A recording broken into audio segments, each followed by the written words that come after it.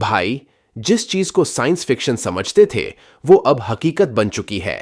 चीन ने पहली fully functional flying car launch कर दी है, जो न सिर्फ उड़ सकती है बल्कि पूरी तरह ऑटोनॉमस भी होगी। यानी कोई पायलट या एक्सपर्ट की जरूरत नहीं, बस बैठो और हवा में सफर करो।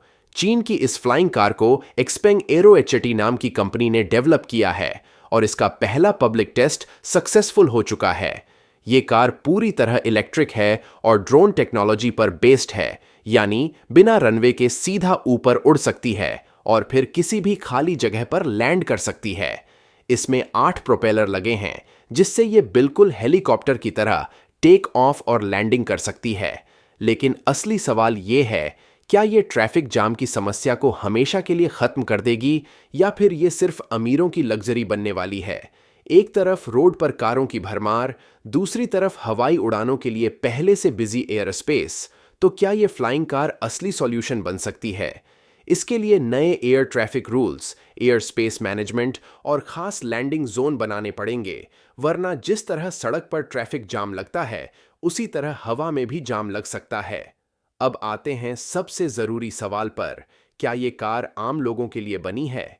चीन ने जो मॉडल लॉन्च किया है उसकी कीमत लगभग $1,40,000 यानी 1,20,00,000 रुपए है। यानी अभी ये सिर्फ अमीरों के लिए एक लग्जरी गैजेट है, लेकिन जैसे जैसे टेक्नोलॉजी सस्ती होगी इसकी कीमत भी कम हो सकती है। कुछ एक्सपर्ट्स का मानना है कि भविष्य में फ्लाइंग कार्स के लिए रेंटल और कैब सर्विस शुरू हो सकती है, जिससे लोग अपनी कार खरीदने के बजाय फ्लाइंग टैक्सी का इस्तेमाल करेंगे। लेकिन सबसे बड़ा सवाल ये है कि अगर फ्लाइंग कार क्रैश हो गई तो क्या होगा? सड़क पर एक्सीडेंट में सिर्फ कारें टकराती हैं, लेकिन अगर हवा में 2 कारें भिड़ गईं तो वो सीधा जमीन पर गिरेंगी, जिससे बहुत बड़ा हादसा हो सकता है।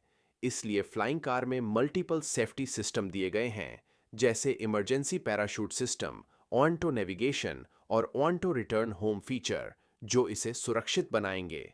अब सवाल ये है कि भारत में कब देखने को मिलेगी ये फ्लाइंग कार? भारत में अभी ईवी और 5G इंफ्रास्ट्रक्चर पर काम चल रहा है, लेकिन फ्लाइंग कार के लिए एयर ट्रैफिक कंट्रोल और खास फ्लाइंग रूट्स बनाने होंगे। एक्सपर्ट्स का मानना है कि 2030 तक भारत में भी फ्लाइंग टैक्सीज और पर्सनल फ्लाइंग कार्स आ सकती हैं। कुछ भारतीय कंपनियां भी इस टेक्नोलॉजी पर काम कर रही हैं, लेकिन अभी हम चीन और अमेरिका से पीछे हैं। तो भाई, फ्लाइंग कार सच में एक क्रांतिकारी टेक्नोलॉजी है, लेकिन ये तभी सफल होगी जब इसे सस्ता, सुरक्षित और हर किसी के लिए एक्सेसिबल बनाया जाएगा। अभी ये सिर्फ अमीरों का गैजेट है, लेकिन अगर सरकारें और कंपनियां इसे सही तरीके से लागू करें, तो आने वाले कुछ सालों में हम सभी फ्लाइंग कार में सफर कर सकते हैं। लेकिन असली सवाल ये है, क्या फ्लाइंग कार सच में ट्रैफिक की सबसे बड़ी प्रॉब्लम का हल निकाल पाएगी या फिर ये सिर्फ एक और लग्जरी बनकर रह जाएगी? तुम्हें क्या लगता है? कमेंट में बताओ।